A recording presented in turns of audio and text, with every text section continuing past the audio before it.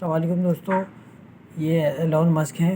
इनकी एक कंपनी है स्टारलिंक, जो इंटरनेट प्रोवाइड करती है।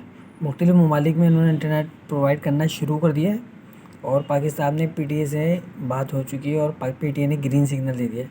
इट्स मीन कि पाकिस्तान में ये बहुत जल्द अपनी इंटरनेट सर्विसेज ऑन कर देंगे। तो मेरे एक दोस्त हैं असद भाई, उन्होंने पूछा था कि ये वर्क कैसे करेगा।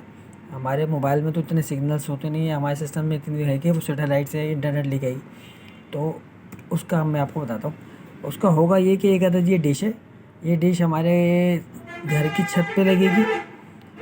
एक पावर होगा, डिश से जो केबल निकलेगी वो इसमें जाएगी।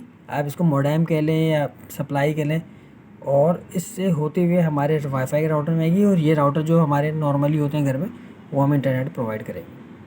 ये इसके टेक्निक है। नेक्स्ट वीडियो में मैं आपको डिटेल में बताऊँ।